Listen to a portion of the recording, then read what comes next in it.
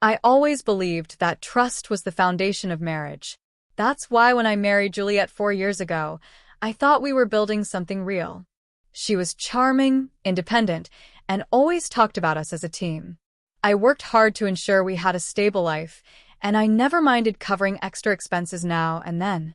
But as I would soon find out, Juliet had never truly been part of my team. It started with small things: unexplained withdrawals from our joint account, credit card charges that didn't match our usual spending, and Juliet being oddly vague whenever I asked about our savings. At first, I ignored it. Married couples share money, and maybe she just forgot to mention a big purchase. But then I noticed a pattern.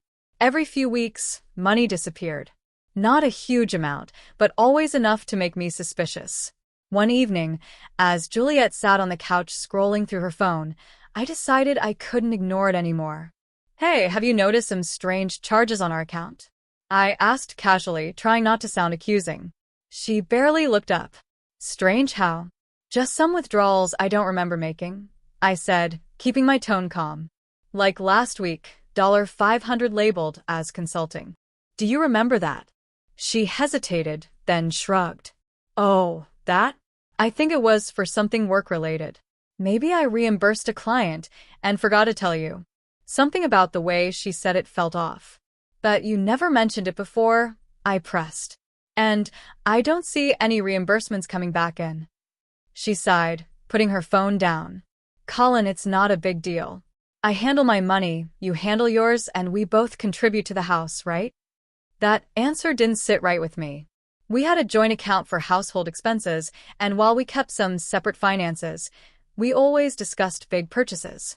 I let it go that night, but the uneasy feeling didn't leave me. A few days later, I sat down at my laptop and pulled up our transaction history. My stomach twisted as I scrolled. The payments were consistent, always labeled as personal loan or consulting.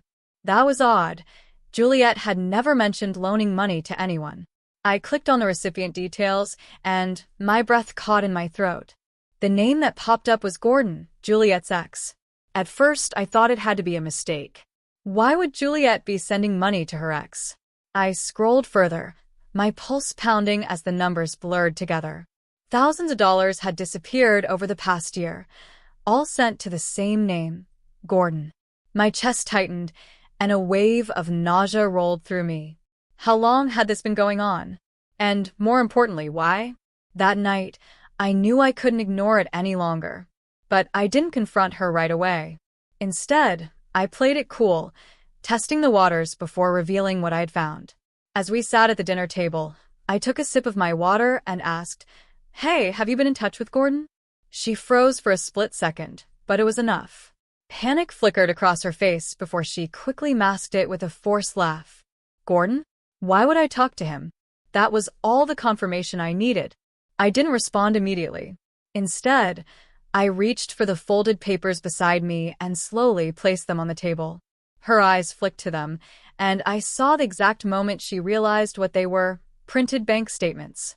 "So, you haven't been sending him money?" I asked, my voice steady but sharp.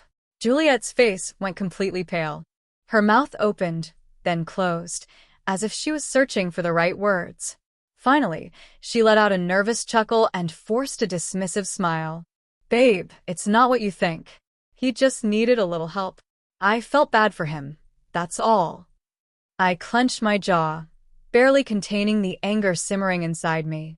Bad for him. My voice was quiet now, colder. "You're taking money out of our accounts for him, without telling me?" She sighed dramatically, shaking her head like I was the one being unreasonable. "He's struggling, okay? He just needs help right now. You understand, right?" I let out a sharp, humorless laugh. I actually laughed. I couldn't believe what I was hearing. "No, Juliet," I said, leaning forward, my eyes locked onto hers. "I don't understand. What I do understand is that you've been lying to me for months, maybe even years. So tell me the truth. Why are you really doing this?" Her face hardened, and that's when she dropped the real bombshell. "You're my husband. You have no choice. It's my money too, and I decide how to use it." I went completely still. For a moment, I thought I had misheard her. But no, she meant every single word. That was when it hit me. Juliet didn't feel guilty about stealing from me. She felt entitled to it. I stared at her, disgust twisting in my gut. She wasn't even sorry. Not for the lies, not for the betrayal, and certainly not for funneling our hard-earned money to the man she used to sleep with.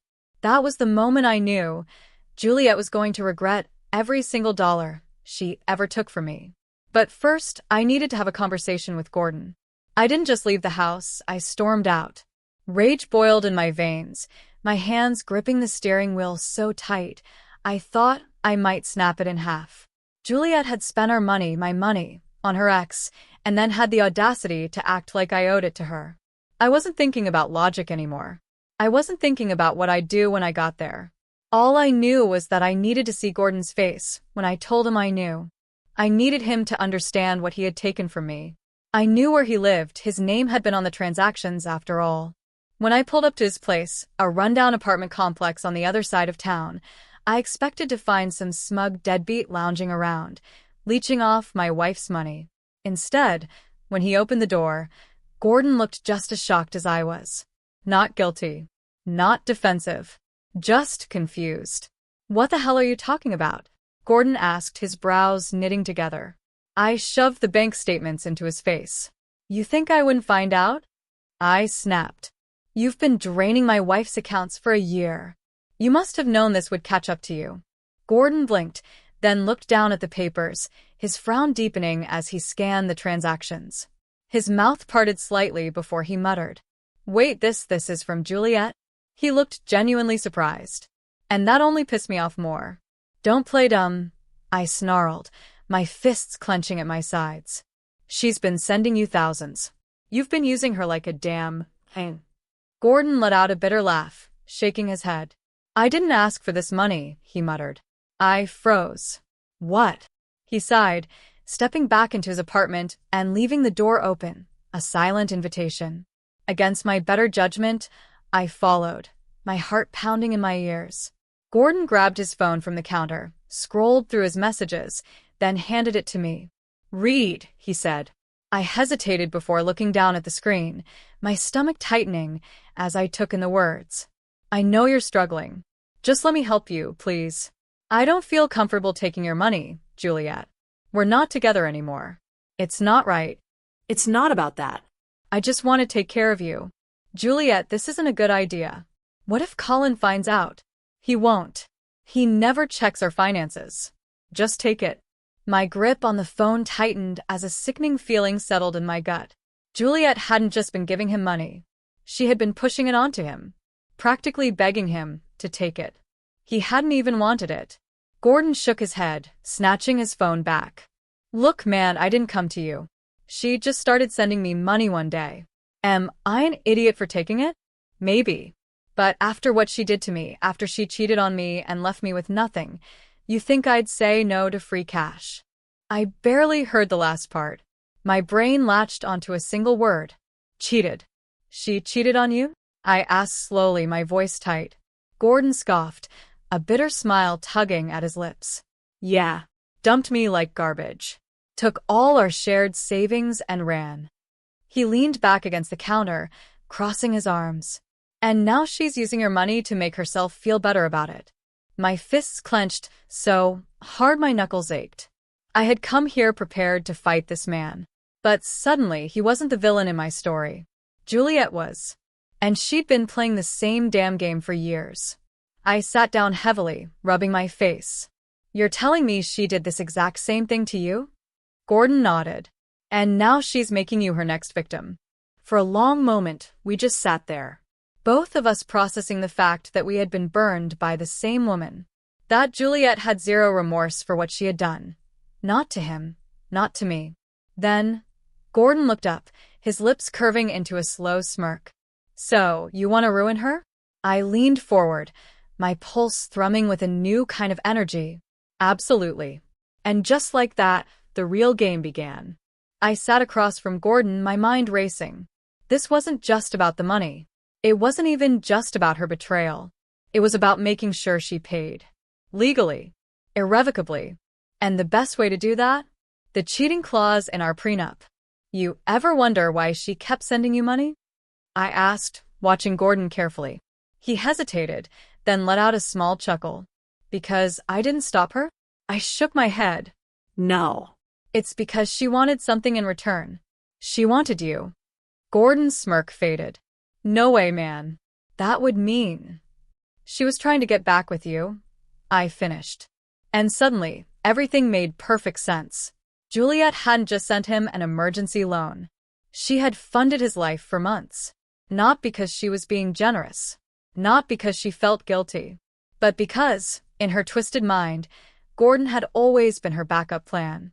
And that was exactly what we were about to use against her. To trigger the cheating clause in our prenup, we needed solid proof. Suspicious bank statements wouldn't be enough. Vague messages wouldn't hold up. A dinner meetup wouldn't cut it. We needed her alone in a motel room. With Gordon. So, we started laying the bait. Gordon sent the first message. Hey. Been thinking about us a lot lately. What if we talk in person? Her response was instant. I'd love that. I miss you. I clenched my jaw as Gordon flashed me a screen. She didn't even hesitate. Over the next few days, he turned up the charm. Flirty messages, sweet words, regret, apologies, hints that he had never really moved on. And finally, the trap was set. Gordon, let's meet somewhere private. Just us. I want to see you. Juliet, where? I'll come right now. Bingo. Gordon booked a cheap motel room. Juliet rushed there without hesitation. She checked in, walked into the room, locked the door behind her. And that was all the proof I needed. Now, to make this plan bulletproof, we had one final step.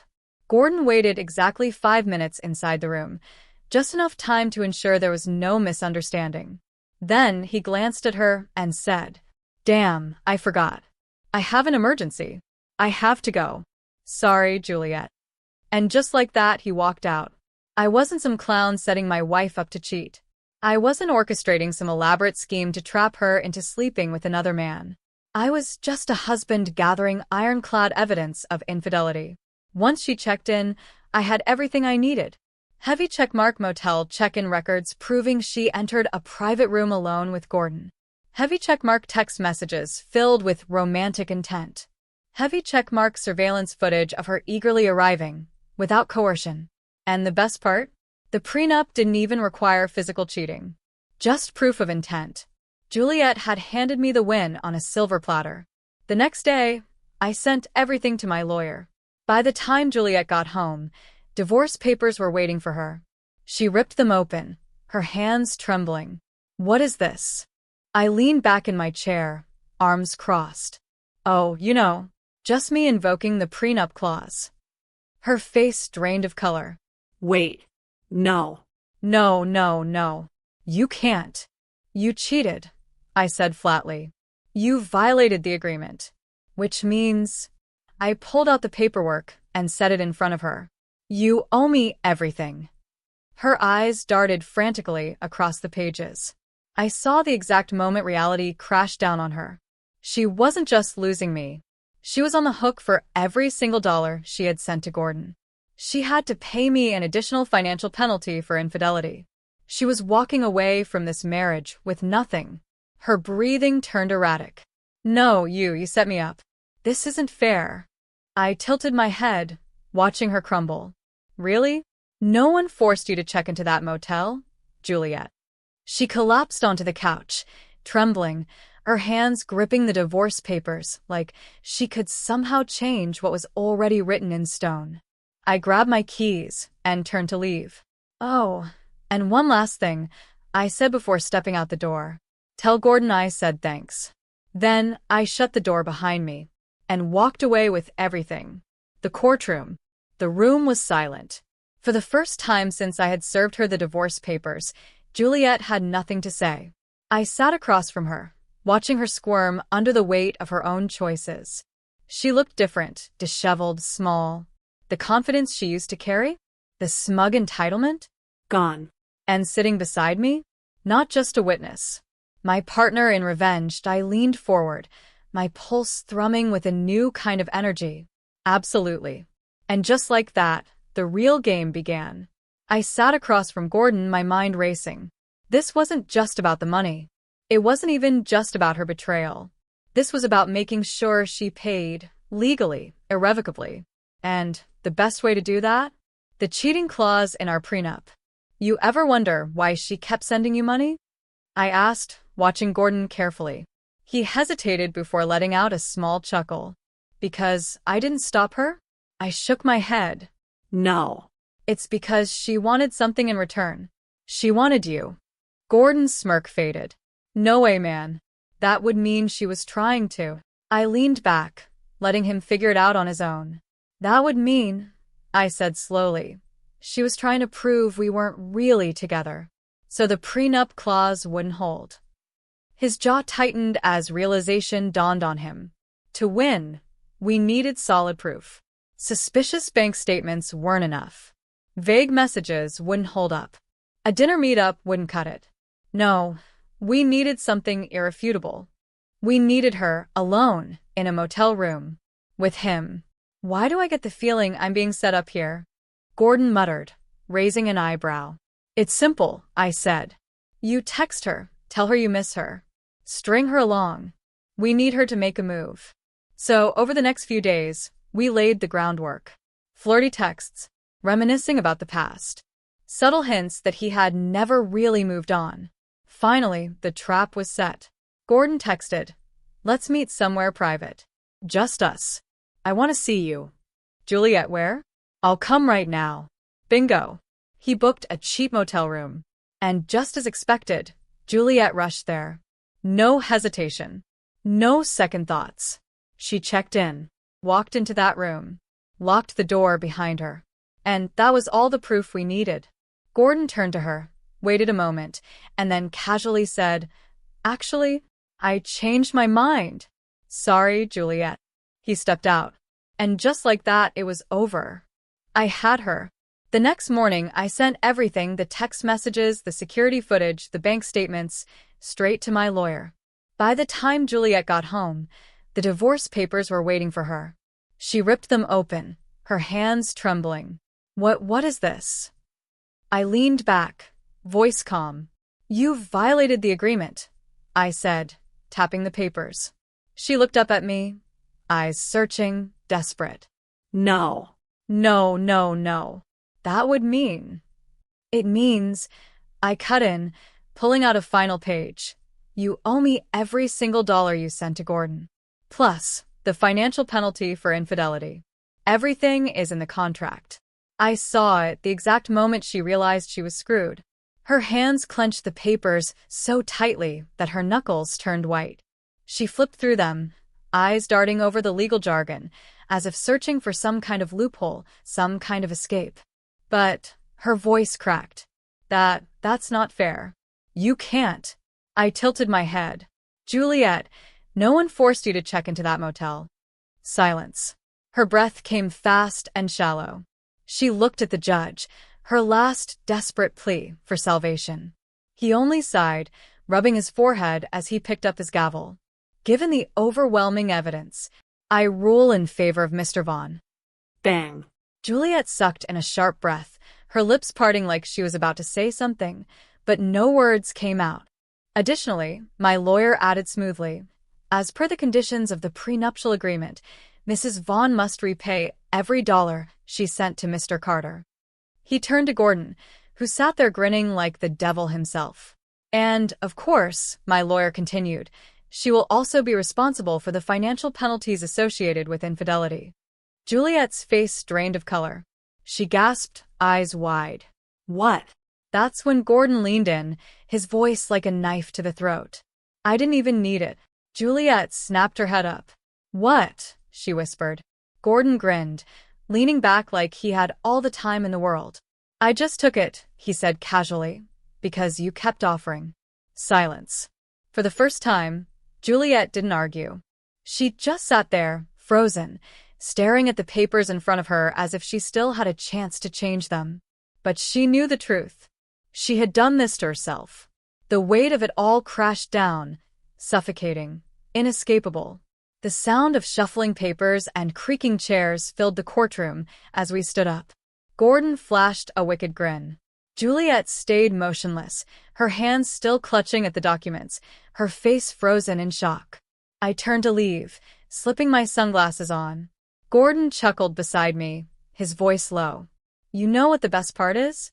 Juliet's wide eyes snapped to his. I didn't even need the money. Her face twisted, her lips parting, ready to protest, to plead. But there was nothing left to say. The courtroom felt suffocatingly quiet as we stepped outside.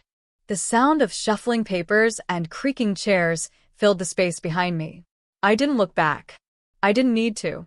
Juliet was still inside, drowning in the ruins of the life she had destroyed herself. And me? I was walking away with everything.